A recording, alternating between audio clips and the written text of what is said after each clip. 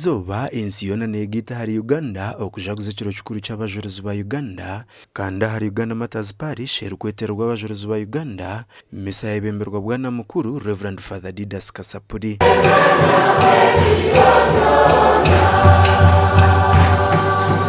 Zilizina bakarikorera Uganda bakarikorera abaganda yabo ibyo twera tugashemerwamo bakashasha abahembagara gabo. It is very painful to make a name and a name of value. Kuko nabagandara ato mutazogwe mutabana murra hato abagabatirika mu Uganda yona miserebo abatirize kuzika nkata kabariya kuzika umuntu omuri ngogo abo kuba yagereza hona abo rikishimagisa kugira amazuma utaba corrupt. What is killing us is corruption, you know. Whatever we want, mfunira wa inyamuki niza kuryamuki.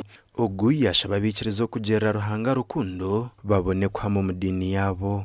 Nakora kwese bwambebyo utimusho muri ya kabiri Paul ntoma ya abaroma ngakini yanje abucegeseshi cyozo ba Uganda abo kuba icyo cyine twashongora icyo bakozere tarana kimwe nikitira kimwe ecyakutasana rukundo ya ruhanga yaba nishibi yaba nishurungi. Abajuliza aba bakitwa hagati y'umwaka gwa 1895 hamwe na 1897 bija barangirwa nk'abakiriro mu gwa 1994 aho Father Kasapuri yashababikirizo kwegera abajuliza aba. Evangelia yatugandira mutante yakutunga magara gatabaho kuko abazuzi bagatunjira ndarajiwa okuba abanyamazima abesukwa abagaragaza abantu bagahumuriza bino buremezi abacerezi.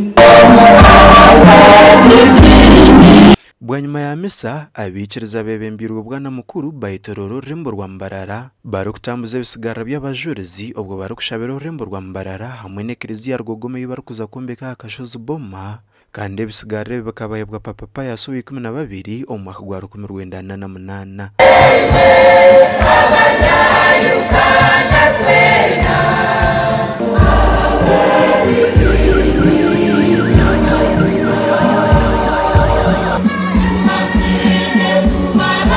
Okujaguza ekiro kikuru ky'abajulizi ba Uganda ku mwaka ogu kwabo ku murundi gwa nkaga okuya papa Paul wa mukaga barangira nk'abakirire abiri by'okwezi 18 by'okwezi kwa 10 omwaka gwa 1994 omuri Vatican. Abandi batambwira n'ebigere bazana mugongo donkanitwe elizoba twagira kushemererwa ushanga ngo twaramaga umutawuni twayetorora kandi twashaba ishara nkuru zo kureba ngo bundi kama yongera twataraho. Umugandi nekigenderwa cyo kwegita habikiriza abandi mu ihanga okuza hamwe no kwijuka abajuliza ba Ferire dini abishumirwe Uganda Matters Primary School omurembo Mbarara bageraho kujaguzo ku mutano.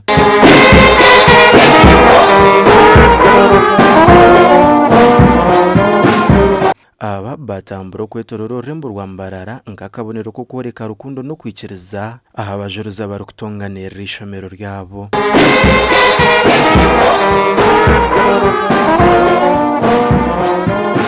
Frederick Tumuhirwe ori mukuru w'ishomereri nagira ngo nubesima abo kushanga ngo ishomero ryabo ruketerwa abajulizi ba Uganda. Ikikuru munonga abo kubera izoba ni first day yitunga Uganda Matters kutwaramo. So ni kimwe ndo bikutiyemezeza ureba ngo izoba kerebero bishatu maze materi yawe izoba ukaganda gona ugatwiringa abagari.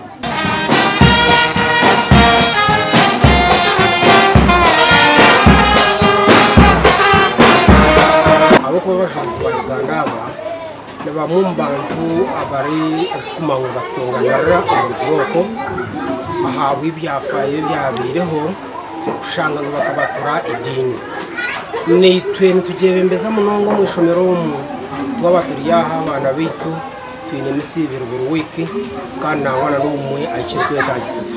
Buri mwaka 3 by'okwezi kwa mukaga ensi yona negita yihanga ya Uganda okuza ekiro cy'abajulizi abaferire dino ku rugomwa rwa 1895 kusyara 1897 mu butware bwa Kabaka Mwango wa Buganda.